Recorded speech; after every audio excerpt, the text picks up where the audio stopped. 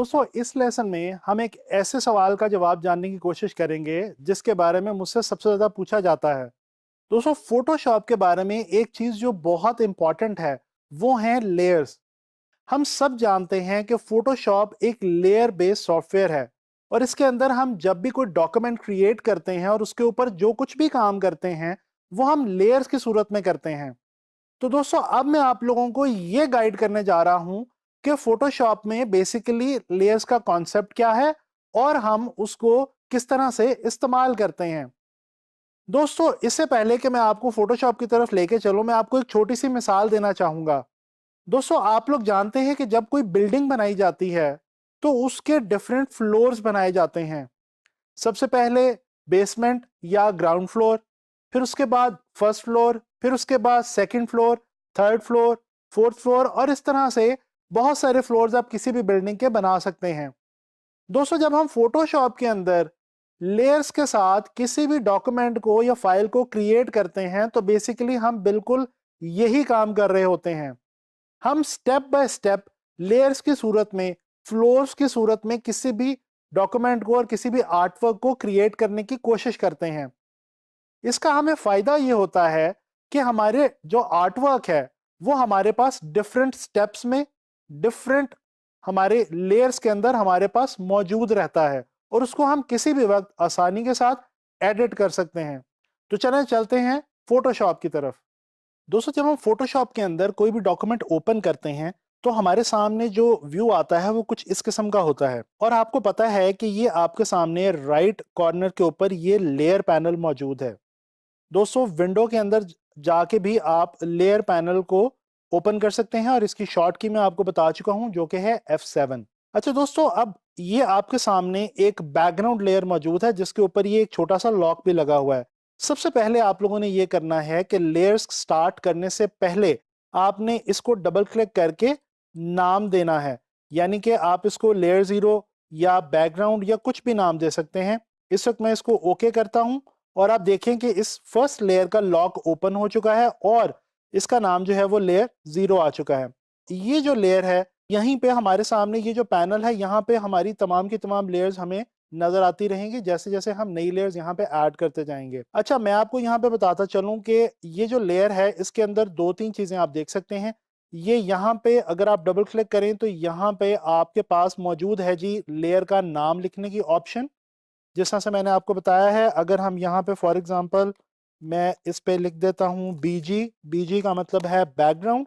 इसके सामने ये आपके पास एक छोटा सा आइकॉन है जिसके अंदर आपकी लेयर के अंदर जो भी कंटेंट मौजूद होगा वो आपको यहाँ पे दिखेगा और इसके साथ एक ये छोटा सा बटन है जिसको अगर हम ऑफ कर दें तो हमारी लेयर के अंदर जो भी कंटेंट है वो ऑफ हो जाएगा।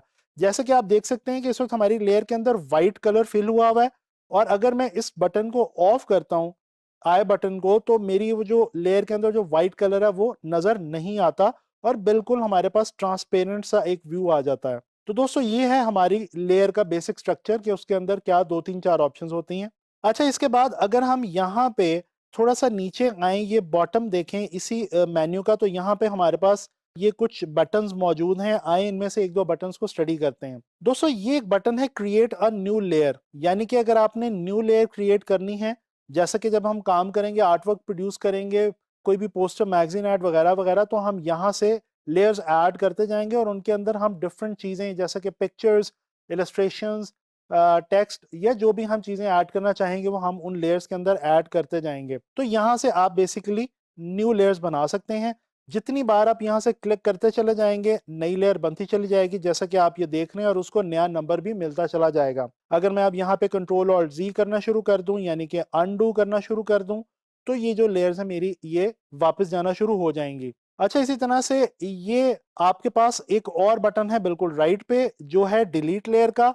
अगर मैंने ये एक लेयर क्रिएट की है, अगर इसको मैं खत्म करना चाहूँ तो मैं इसको ड्रैग करूंगा और यहाँ पे इसको आके रख दूंगा इस डस्टबिन के अंदर, इस बिन में, तो ये जो लेयर है मेरी डिलीट हो जाएगी। अदरवाइज मेरे पास एक और तरीका भी है कि मैं इस लेयर को सिलेक्ट करूं और डिलीट का बटन जो है वो प्रेस कर दूं तो भी ये लेयर डिलीट हो सकती है।